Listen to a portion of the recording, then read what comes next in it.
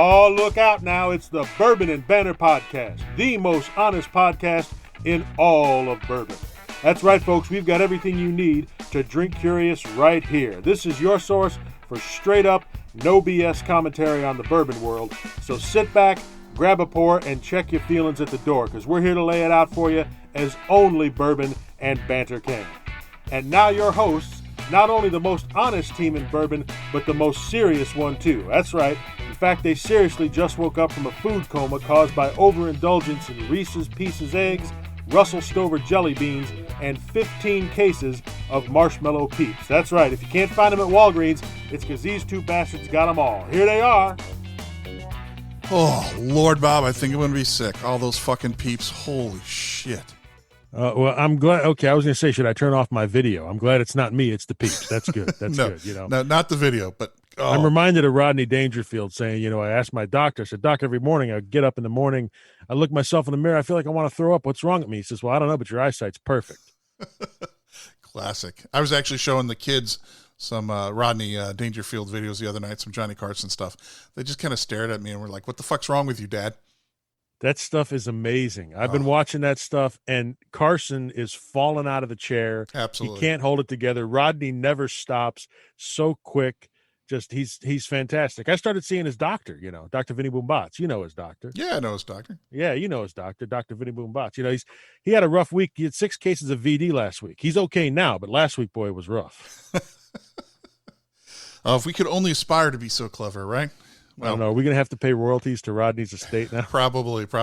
Well, welcome back to the Bourbon and Banter podcast, everyone. We are thrilled to have you here listening in to what I think you will find to be a most honest and transparent and straight to the point podcast. That's right. This podcast, you know, we got a little bit of the joking out of the way. This is going to be the most serious podcast we've done. We got a lot of great stuff for you, a lot of stuff that you're only going to hear from Bourbon and Banter. That's right. So let's start off with a couple recaps on just some of the things that's been happening with the Bourbon and Banter crew. Now, we launched less than a week ago.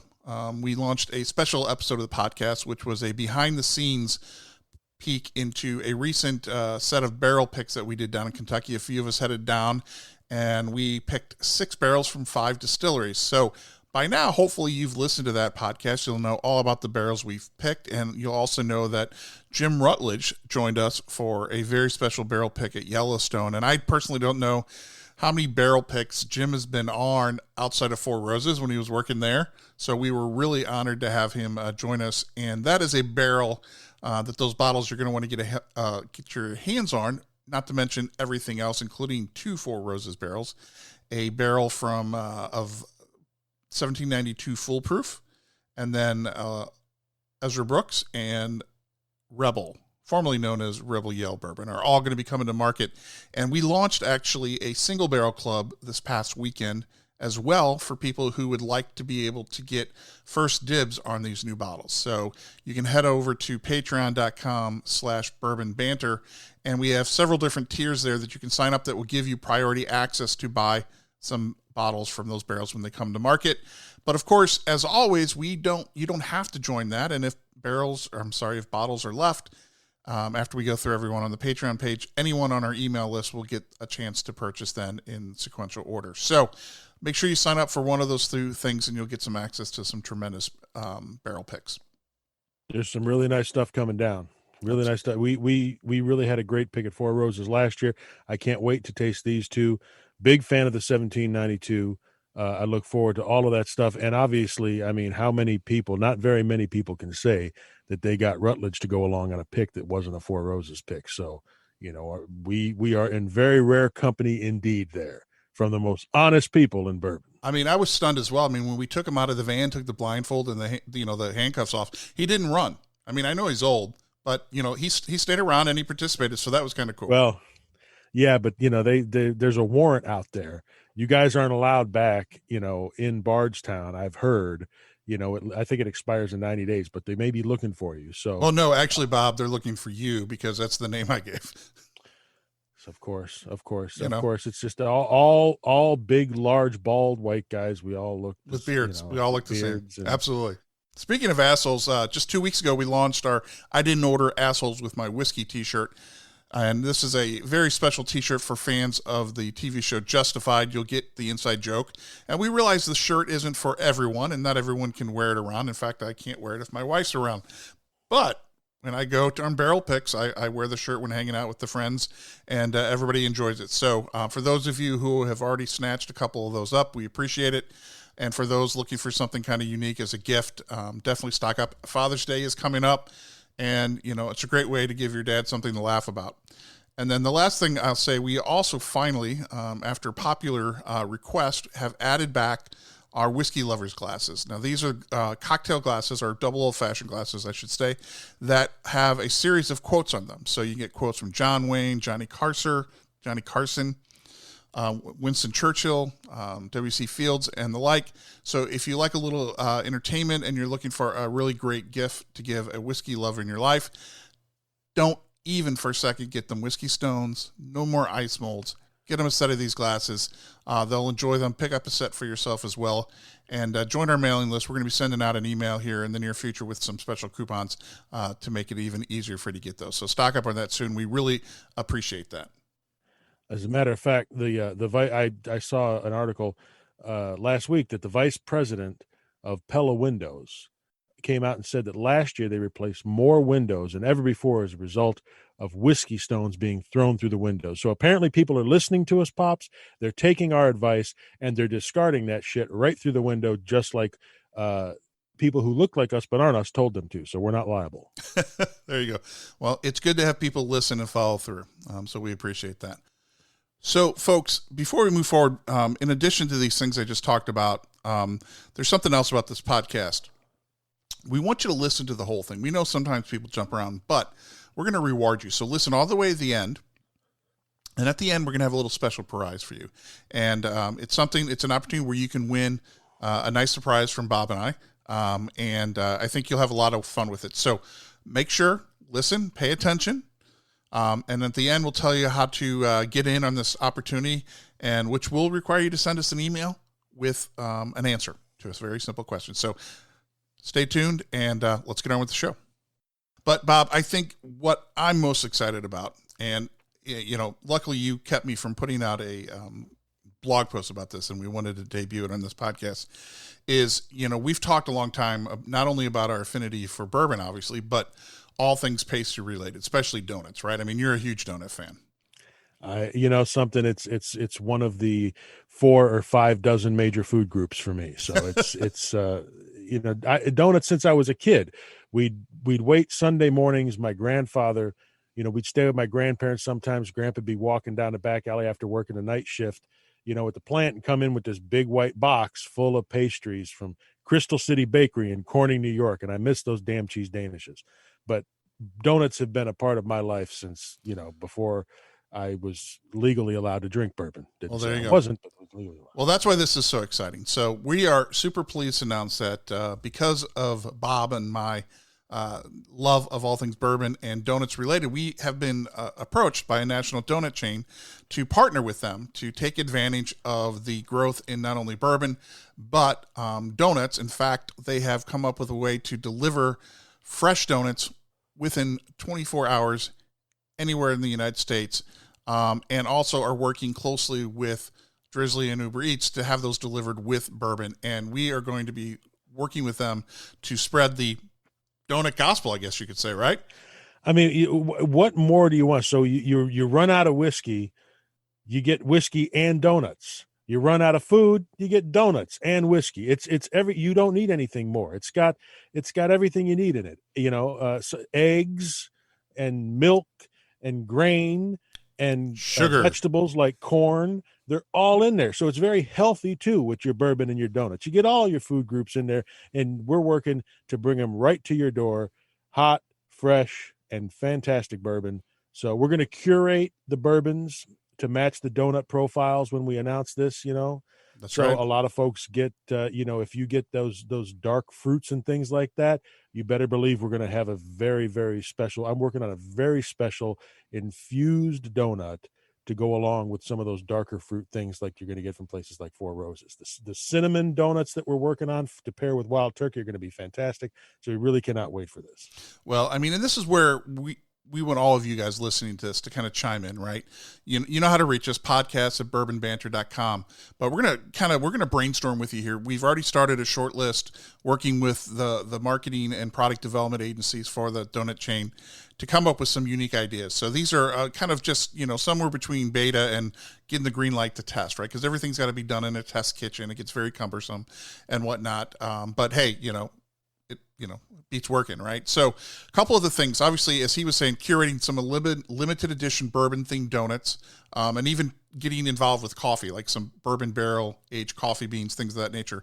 But a couple of the things we're talking about are bourbon caramel crunch donuts. We're talking about different cream filled donuts using different bourbons mixed in with the cream fillings, barrel aged coffee, right? Which is a no brainer. And then one of my favorite is, instead of providing donut holes, we're actually going to have bourbon bung holes. These are like donut balls cut out using the bung hole from a barrel or a cutter that looks like that, right? So it'll actually be a little bit larger. Those are some of the initial product ideas. Bob, is there any on the product side that I missed?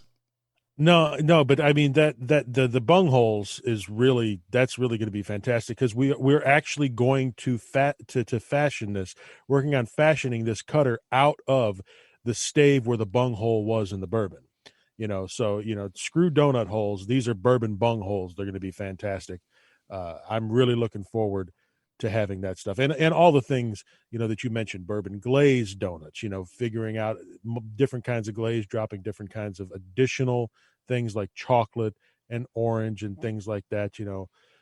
So there's a lot of stuff that is in the works, but the contest is what I'm really looking forward to. Go ahead, you tell them, because this was kind of your idea. That's really what I mean, I was kind of jumping them down. I heard about this because I've always wanted to do this. But there's going to be a donut contest we're planning for August, where they've asked Pops and I to be honorary judges and participants in the celebrity version.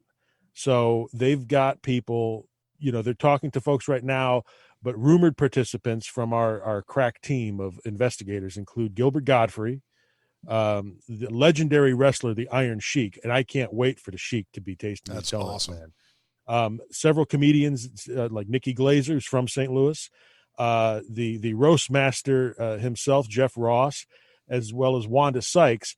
And the guy that I'm the most fearful of, though, is boxing legend George Foreman. I don't know if you remember that picture of Foreman back when he was fighting Tyson, back in the 90s. And after the fight, they had a big tray of McDonald's in front of him. There was like 15 Big Macs and 15 quarter pounders, and he's just eating all this McDonald's. So Foreman might give me a run for my money, but I'm going to start working. I'm going to start training. So I'm hoping to participate and not just be an honorary judge in that donut eating contest. Well, this is like dream come true, right? I mean, we're not only helping launch a new service around two things that we love, but we're going to meet some really cool legends, right? We're going to compete against them, probably get our asses handed to us, right? But it'll be much fun. If they don't hand us our asses at the donut table, the Sheik will hand us our asses literally with the damn camel clutch. He's break our back, make us humble. He's going to do all that. And yes, we will make sure we record all of this for you guys to watch, not just to listen to. Now, there's a couple things that they've brought to the table for us that we're not so excited about, but we're going to mention them because, once again, we want your feedback, right? So these are some other things. So one of the things I've talked about is, after we get these in the market, is looking at what combinations really perform well in terms of the bourbon and the donut combinations that we're going to be curating, because then they want to talk about creating a donut infused bourbon. Now, I'm not really big on this one, but I understand, we've talked about it before, that flavored whiskeys play a role in getting people into the category. So this one's a little sketchy for me, Bob. I'm not sure where you're coming in on this one. I am as well, but I'll tell you, the flavors of the donut pair so well with bourbon, and I'm wondering if we can actually do this properly. It has yet to be done properly. If anybody's going to be able to figure out how to infuse donuts and bourbon, Pops, it's going to be us. So if they want to challenge, and we're working with food scientists, my sister-in-law is a food scientist and is going to work with us and her entire team. I'm sorry, my brother may not be aware of that. I'm sorry, but I didn't mention that to you, but I couldn't until right now. So, we're going to be working with a great group of people that can really do these. And just think about the core things. And I'm not thinking like, jelly donut infused bourbon. We're talking like cake donuts, Right. the donuts that have got that nutmeg, cinnamon, those kind of really classic flavors that really are identified in some bourbons. So I think it's something that could actually really work well together. The other one that they're talking about, I'm not sure about that one. Are you talking about the drop-ins? Yeah. I'd rather just drop the donut in my mouth and screw the whole drop-in thing. Yeah. So what Bob's talking about is they're talking about donut drop-ins is the working title, but it's using donuts instead of ice to chill your bourbon. So you basically get, we've got the bourbon bung holes, which are larger. Now we have these smaller ones, more akin to like a donut hole, right? But they will be made so that you put them in your freezer. And then you can take them out and drop them in your bourbon. So it seems like a really ass-backward way to add flavor to your bourbon. I think, one of the other choices, I'd rather go with the flavored stuff. But, the one thing I have learned is that there's an audience for just about everything out there. So this may be one of those weird limited edition, only get it at this store, like in, Times Square, some sort of shit like that. And in which case it'll sell out and people will be clamoring for more. So, but once again, these are all early stage ideas, right? We're working with them on the curation first. These will be kind of extensions of the thing, but we're really excited about this. There's no better job in the world. Quite frankly, I think this would be even better than doing QA and just straight whiskey, right? Because you get food as well, which is kind of our thing, right? So if you like donuts, you like bourbon, hopefully this excites you. Send us your feedback, podcast@bourbonbanter.com. And if everything goes as planned, they hope to roll this out probably late September, early October, just in time for fall, because obviously a lot of the flavors are going to be really kind of fall-like to match well. And obviously subject to COVID, because they don't want to really launch this until people are able to get back into a routine. But like I said, at the crux of this, it is delivery as well. So you'll be able to go into store, but you can also get this delivered, and that's really cool. So keep an eye out for that. And obviously, as we have more details, we'll share it on the podcast. All right. Well, that said, that was big news, Bob, right? But I think it's time we head on over and hit the industry and the whiskey news. What do you say? There you go, man. Let's do it.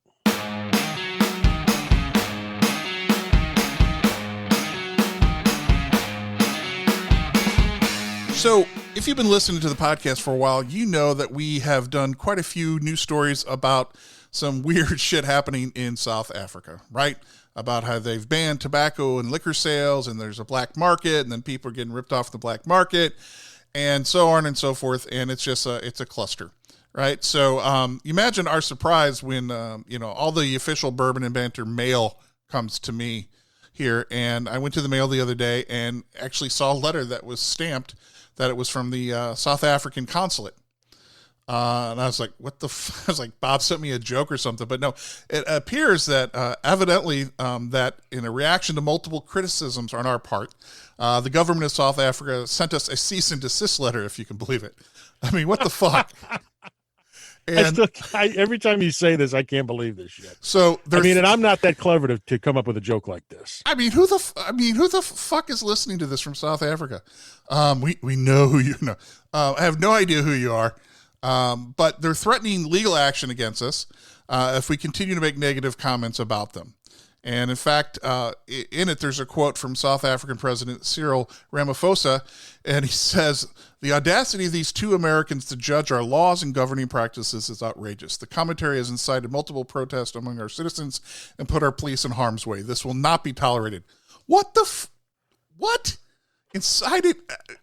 Really? I don't know how we haven't heard about this. We're just now finding out about this. We haven't. So they've kept a lid on this shit apparently over there, but I don't know. This is insane though. Well, I had no idea. So they, gave me a phone number. They said to call. So I did. And mind you, the whole time, all I can think about is that whole Lethal Weapon show episode, right, with the Cougarans and the South Africans. And I wanted to say, is anybody standing on plastic? I was calling them on the phone. But so the guy at the consulate, who was very, very, very polite, just as you would imagine with a nice accent, evidently that the podcast, people were listening to it and talking about how we were commenting how it was ridiculous for the government to close things down, to force people to the black market.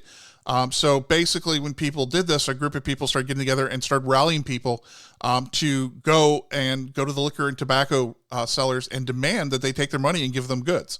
Sort of like a mini protest, if you will, that I guess evidently grew enough to get the government's attention. So, and then apparently now there's plans maybe it's a threat, if you will, to erect a statue of Bob and me, complete with bottles and Glencairns in our hands.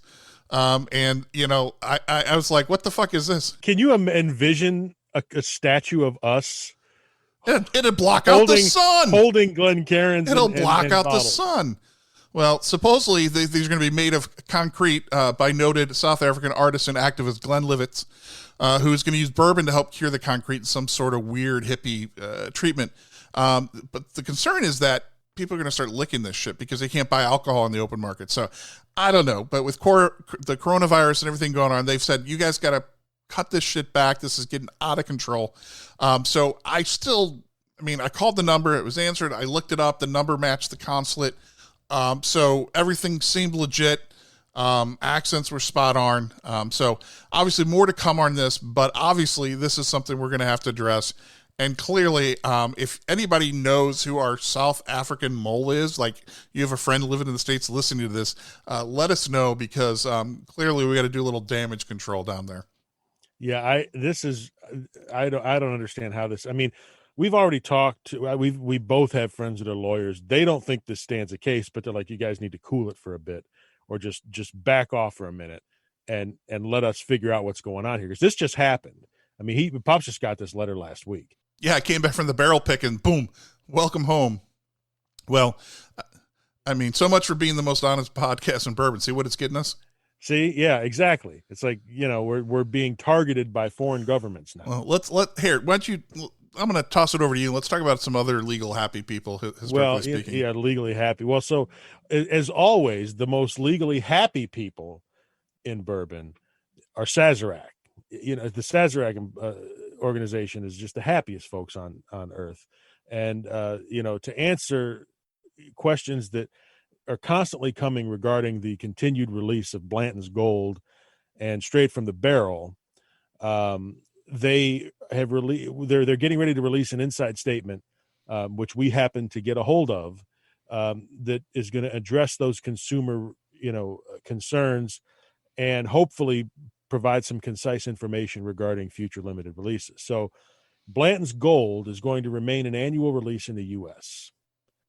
Sometimes, or not, apparently. But it will all be available at many retailers across the country.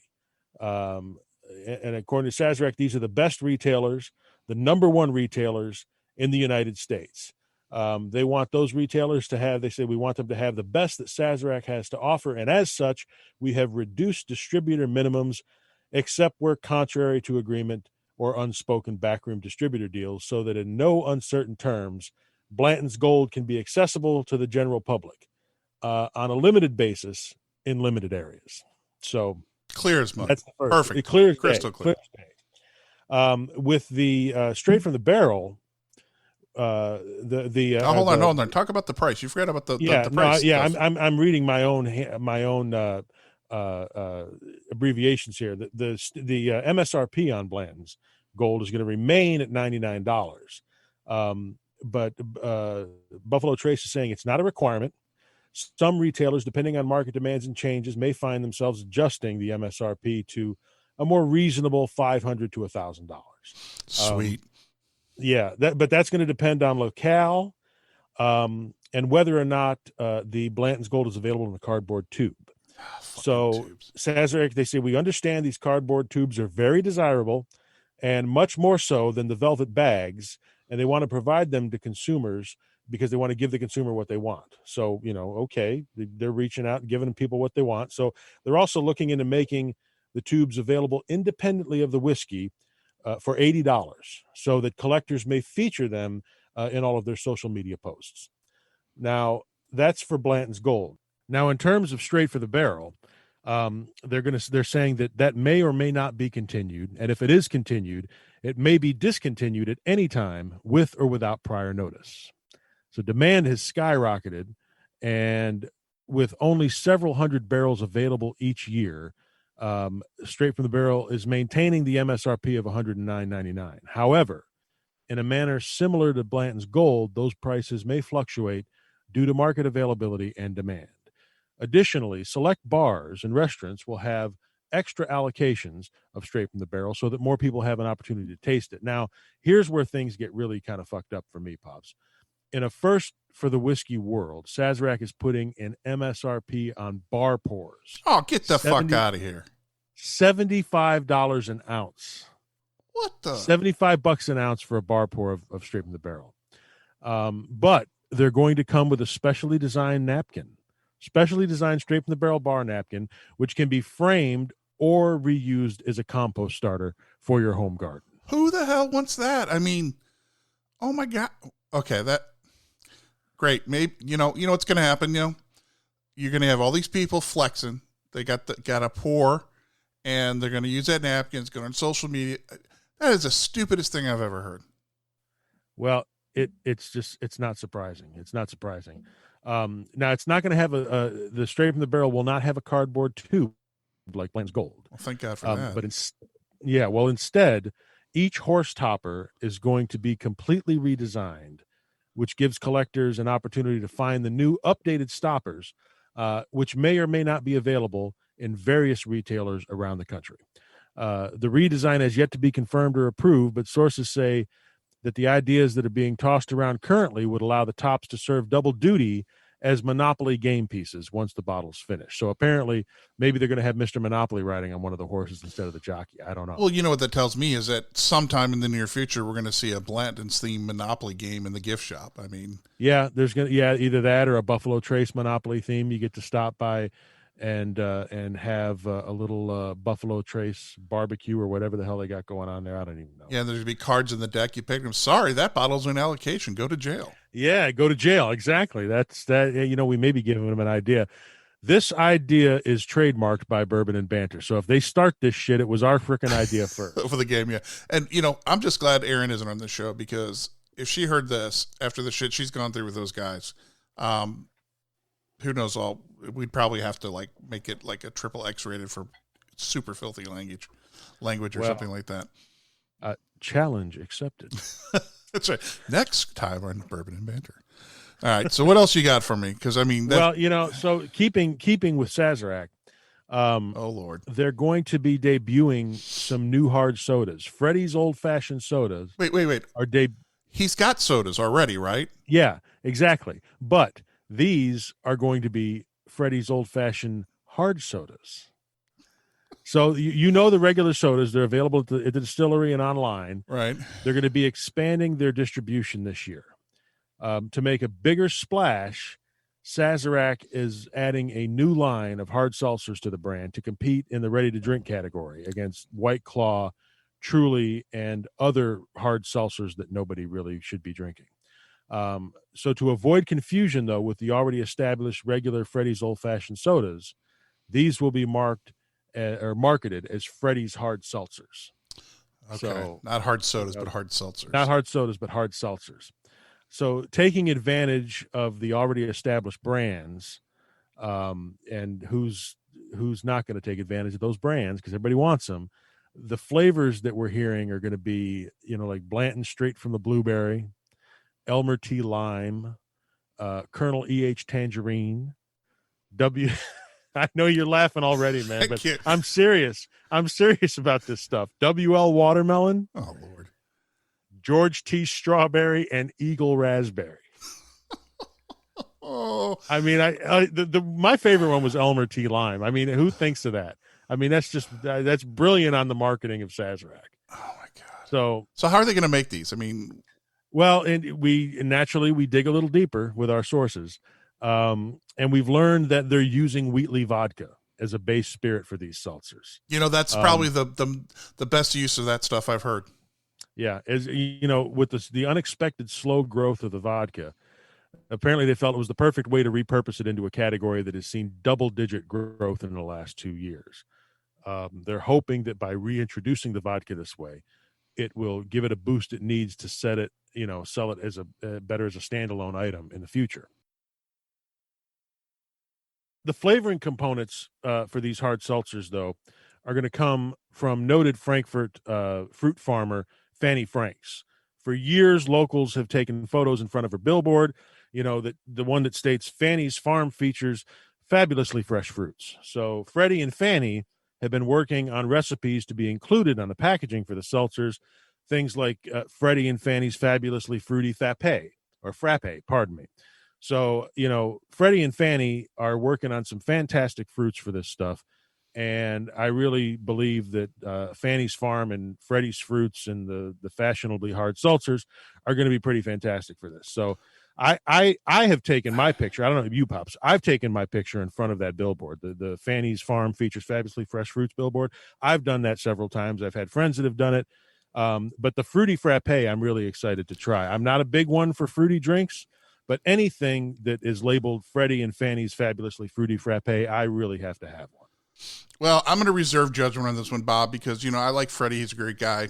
I've heard good thing about Franny and her fruits, but, this whole hard seltzer thing, I think it's really, jumped the shark. And as we're getting into this, I kind of look at it from the business angle that I guess Fireball's not delivering the way it used to if they're getting into this market, but we'll just be able to see. But, Freddie, like I said, he's a great guy. Franny, her fruits are fabulously fresh. So, hey, maybe we'll get a winning pair out of it after all. Yeah, and the Wheatley has really underperformed. So I can understand if they've got a stockpile of this stuff that is going back to the distillery, and because people can't sell it, then they've got to figure out something to do with it. And, either here or, I don't know, maybe use it to clean stuff off at the distillery. Who knows? But, you got to try to make a business. Everybody's doing these damn things. Every time I turn around, there's another half dozen new seltzers. Who gives a shit? Christ. Well, I think I might actually have a use for the vodka for you.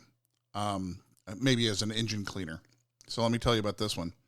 So there's a new race in town. NASCAR announced today that in celebration of their roots, they're adding a new race to the circuit. And this is especially going to be important as, the coronavirus is getting, going to be resolved here soon, right? Everybody getting shots and social distancing. But they're going to have a new race added called the Junior Johnson Moonshine 400. It's named after the famous stock car racer and bootlegger.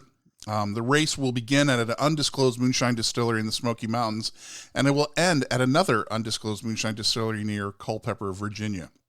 Now, the race will be contested over the back roads in Tennessee, Kentucky, and Virginia, and each of the driver, to keep things fair, is going to be given an identical vintage Junior Johnson bootlegger car that's been updated and modified to ensure driver safety, right? Because obviously all those rules that are in there keep everybody safe, even those cars were just a little bit dangerous to drive at high speeds.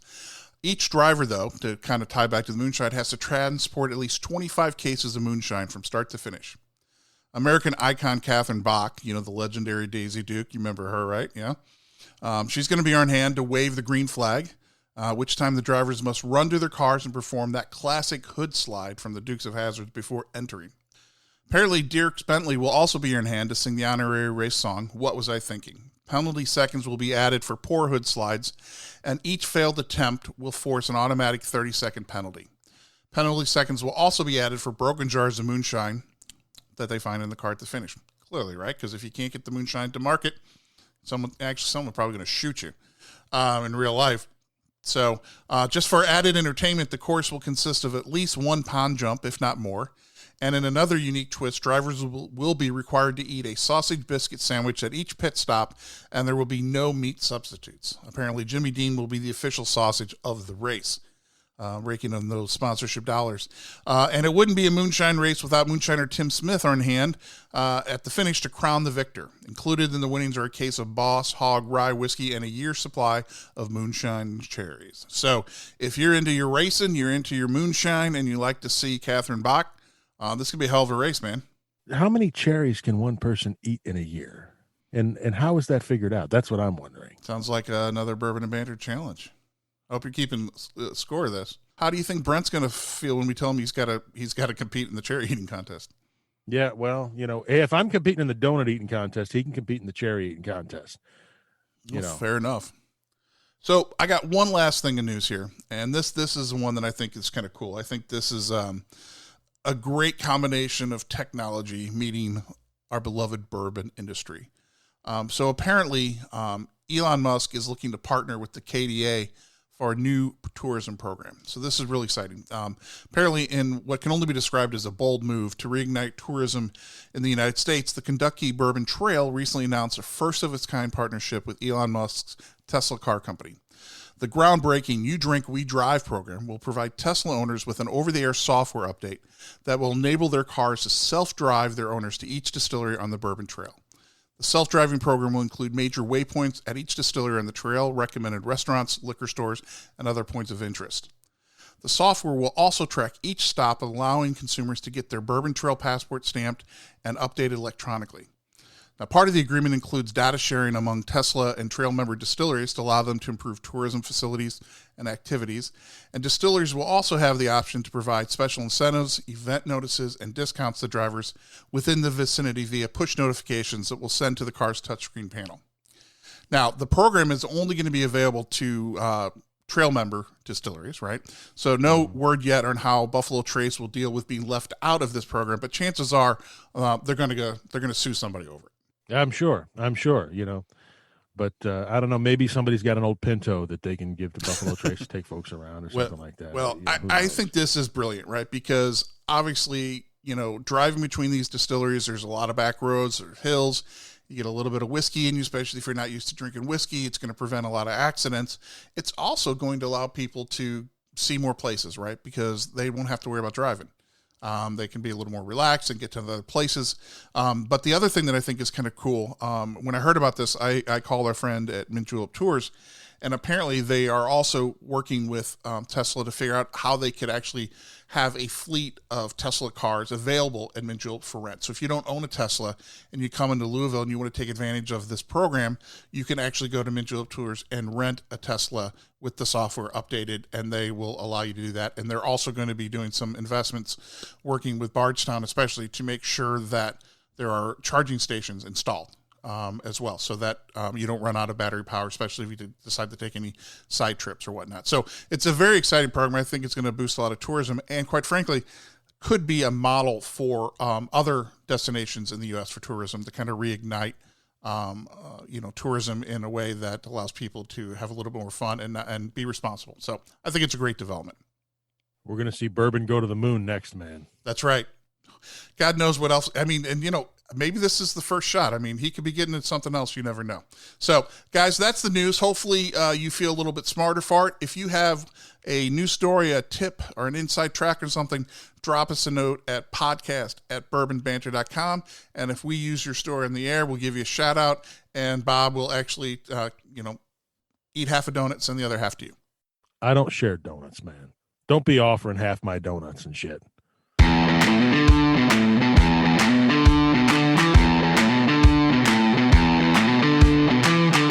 All right, folks, it's that time. It's time for a little bourbon bullshit. That's right. The internet and the world's, and quite frankly, the universe's #1 podcast segment, Bourbon Bullshit, where we tell you like it is, no filter, high proof, honest, direct. I mean, what else can we say about it, Bob?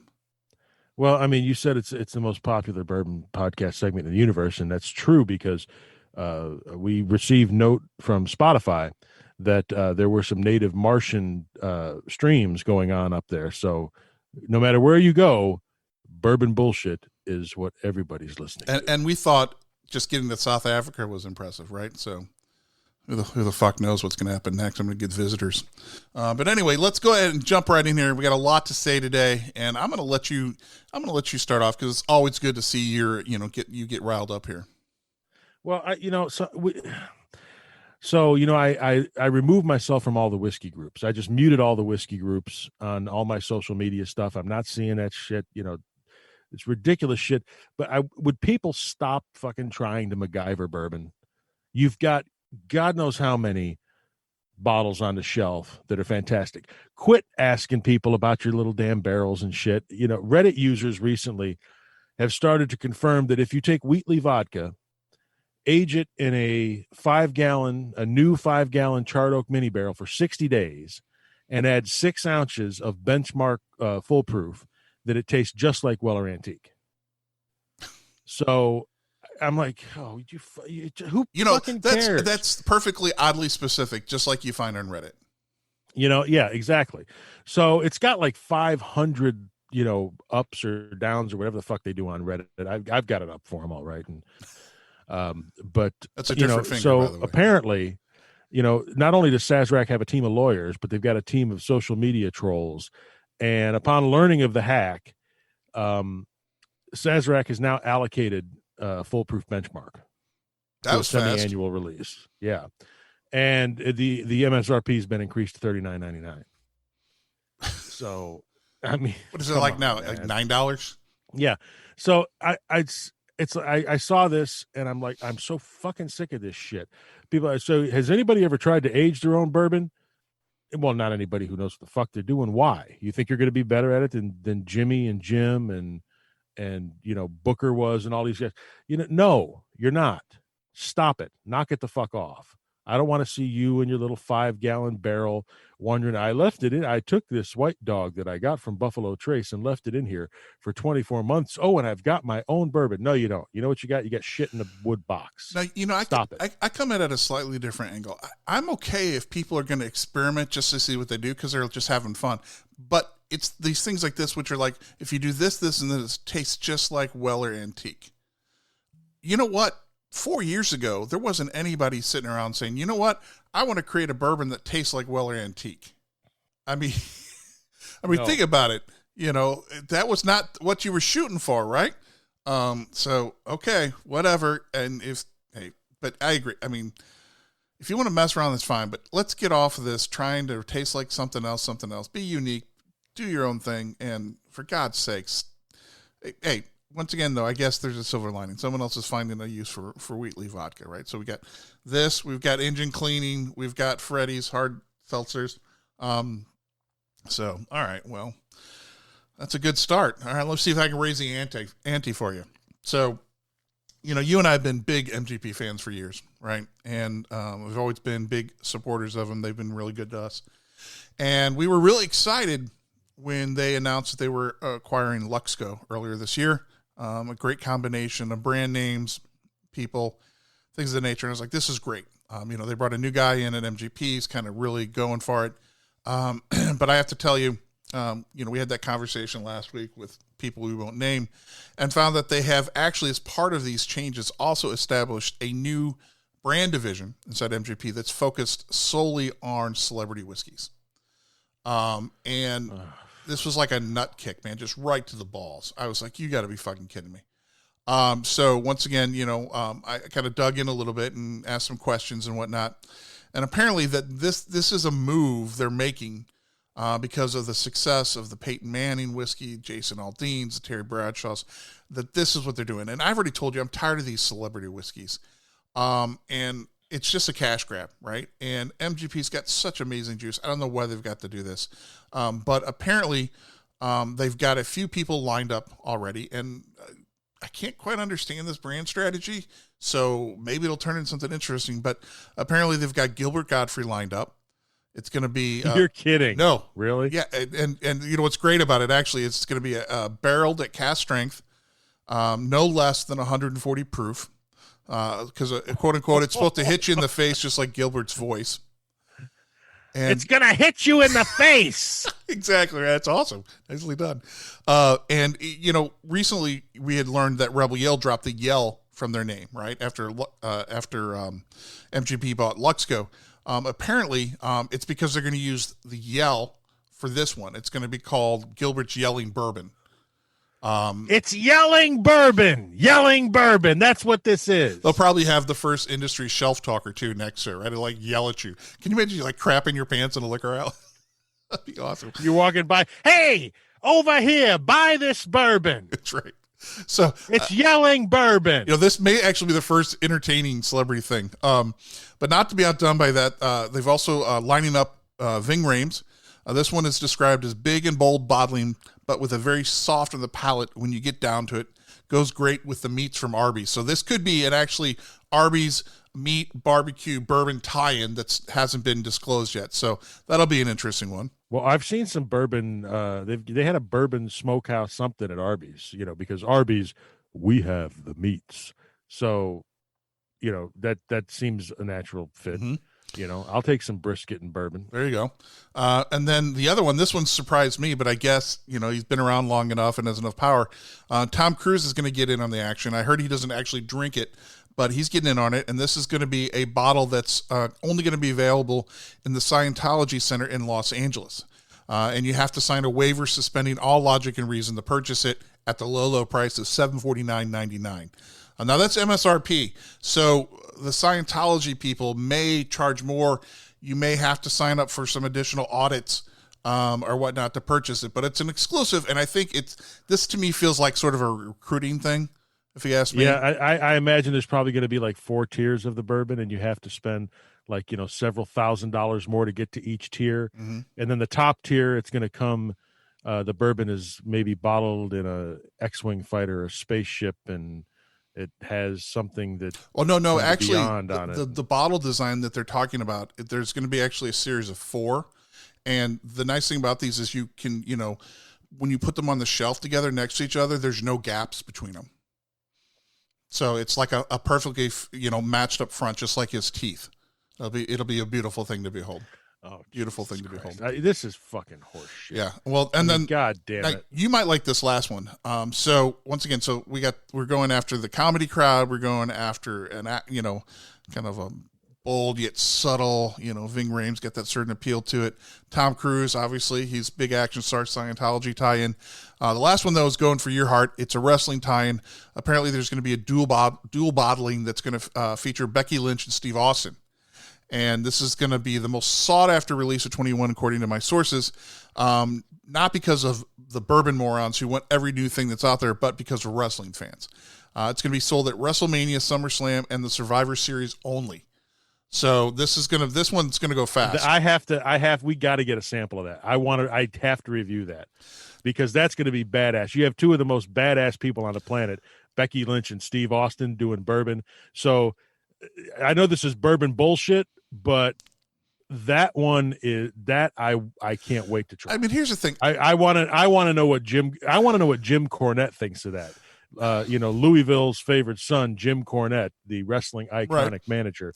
What he thinks of Becky Lynch and Steve Austin putting out some bourbon. I'd be interested. Some of these sound fun, but my concern, and that's why I wanted to put in the bullshit segment, is when is enough is enough. I mean, luckily MGP's got good juice, right? Hopefully they're not using their bottom line stuff, right?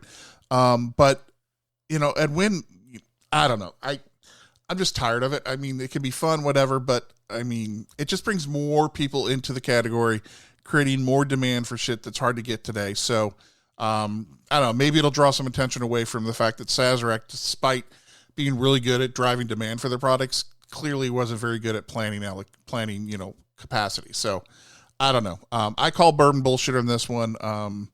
But I'm glad you're happy about the wrestling one. Well, also we said at the end of last year, we were tired of celebrity bourbons, but who would you want? You said Mike Rowe. I said Stone Cold Steve Austin. Well, you win. I'm getting my Steve Austin. There you go. Where's Mike Rowe? That's right. Okay. That's right. Well, I guess we'll have to feed that back, right? Maybe we can drop that in some ears we know. One of the I've heard about this, and I'm like, we were talking about him a little earlier in the podcast, and the KDA Bourbon Trail Tesla thing, I think is a positive thing. But this just pissed me off. And apparently, Elon Musk is now trying to buy Wilderness Trail. What? You didn't even tell me this. It's not even on our outline. Where the fuck? See, I mentioned you. No. So yeah, well, because it just came through to me while we were doing the news, and I'm like, I got to put this in the bullshit because you're talking about enough is enough. Just fucking stop it. Stop. Focus on the tourism thing with the goddamn car company, but don't be.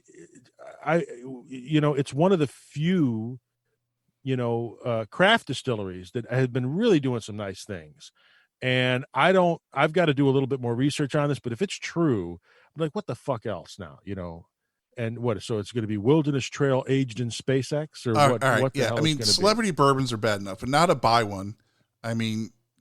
Holy crap. I mean, he's going to mess with shit. Okay, no, held to the no on that one, man. Just move on. Fuck that one. Well, this one, this one is, we talked at the top of the podcast about this being a podcast that is breaking news all over the place and breaking bullshit too, because this one, we're the first folks to talk about this. I don't think anybody else has talked about it yet, Pops. But apparently there is talk, because they're so low on stock, that Wild Turkey is going to change their signature 101 and drop it to 99. So it's going to be Wild Turkey. They're going to pull a maker's mark. You're telling me they're pulling a maker's mark?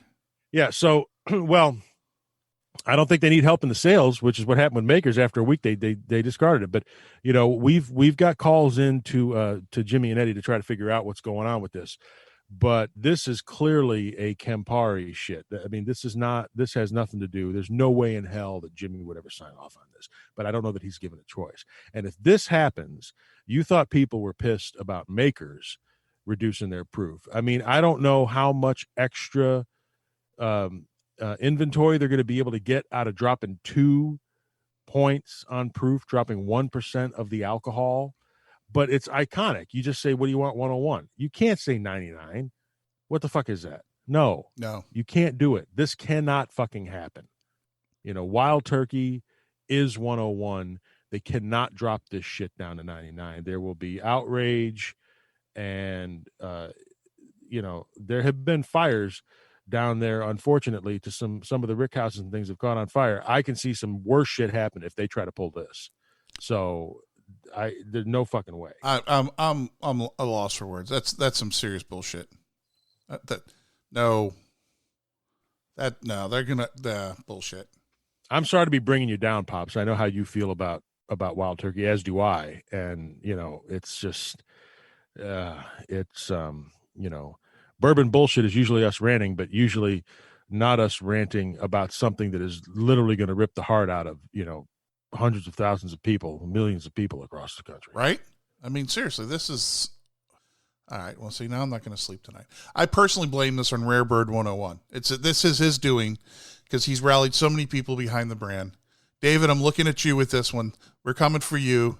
They may be coming for you. You may have to answer for this one. I mean, there's been more. Everybody's buying it now, David. All right. I almost can't go on. All right. I'm gonna close this out. I got something that I can't. So and we've talked about it before. Blanton's this, Blanton's that. Everybody's fucking just so into Blanton's, right? Everyone's like, gotta have Blanton's. It's my unicorn, right? I've given up on Pappy, but I gotta get some Blanton's. I mean, I've seen some weird shit, right? And you've seen before where people are like, hey, my kid was born in this date. I'm looking for a bottle of such and such that was dumped in that month or something like that, right? So people are kind of reactively looking for stuff. And, it's not something I do, but okay, I kind of get it, right? But we have really went into some serious tater territory because apparently there was someone online who was in some of these groups that you no longer belong in, Bob, angling to see if they get some information on what days of the week that Blanton's dumps their barrels, right? And they do bottling. All of this was because he and his wife are having a child, and they are going to be having it by C-section. So they want to schedule the C-section to align with a dump date of a Blanton's barrel so that they can be able to get a bottle for that to celebrate their baby. There is no way that they are trying to do that. This is a bullshit guy move if there ever was one. No wife/future mother is saying, let's schedule the cesarean for a Blanton's dump date. There's no fucking way in hell that's happening. This is some dumb asshole wanting to do this shit and deserves to have the shit smacked out of him. Take that Blanton's bottle, fill it with cement, and smack the shit out of this guy. Well, maybe he can go to a bar the day the child's born and get one of those MSRP pours we're talking about. Yeah, let him go get a $75 pour with a little fucking napkin. Then he can go take the napkin and use it as a baby's diaper, and the baby can shit in it, and you'd be walking out with the same fucking thing. There you go. Well, there you have it, folks. I mean, that's some serious bullshit. And that one we're ending on, I mean, obviously, we want everyone to be happy and celebrate having their kids, and that's all great, but this is jumping the shark with, extreme prejudice at this point. So, guys, stuff lives on social media. We see it. We know what you're doing. So just remember it, guys. You never know when you might show up in a bourbon bullshit segment. That's for sure. But holy shit, let's call it a day on the bullshit. I think I gotta go clean my hands off. All right, folks, you've made it through another kick-ass, if I say so myself, episode of the Bourbon and Banter podcast. And as always, Bob and I are really, really appreciative that you've tuned in and listened to us banter on, for a little bit. But hopefully you were entertained, learned a few new things, and more than anything, are going to keep helping us spread the bourbon gospel. Now, there's a little surprise for you. I mentioned it earlier in the podcast, and I said if you listen to the end, we're going to let you in on something, give you an opportunity to win a prize or two. You never know. So what it is, you've probably figured out by now that this whole podcast was an April Fool's joke. At least I hope you realize that was going on. If not, we love you even more. If you didn't get that this was an April Fool's Day joke, then we have really done our job well. That's right. And so obviously figure that, but somewhere along the lines, after we stopped talking about the Bourbon Single Barrel Club and the T-shirt and the glasses, somewhere between there and now, one of the things we talked about was true.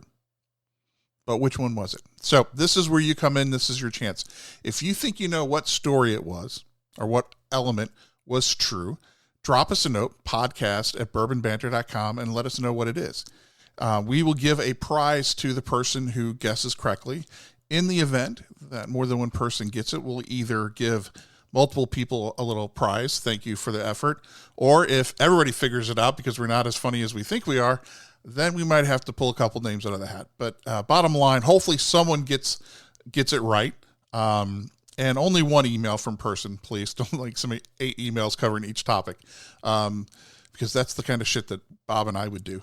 But yeah, this is a great chance. So if you didn't list everything, you jump to the end, go back, listen to it, entertain yourself with a drink or 2 or 3, and let us know what you think the true story was in the podcast, and let's have a little fun with it. So that being all said, guys, once again, thank you so much. This is our 13th episode, I believe, if we're counting correctly, Bob, right? We are counting correctly. Well, 13 plus 1 special edition episode. That's right. So this is actually the beginning of we've been doing this a year. This is the start of the second year of this shit. We didn't know we didn't know if it would go this far. We appreciate everybody out there tuning in and listening to our ridiculousness. Hey, but truthful ridiculous. Well, here's the thing. We went a whole year before we were, threatened legally by another country. So that's pretty good. That's not bad. I thought it would have happened a lot sooner. We may be the only bourbon podcast ever threatened in that manner. So I think we're gonna have to focus on another country moving forward. Somewhere hopefully there aren't bourbon listeners. But anyway, guys, once again, thank you so much. We hope you enjoy it.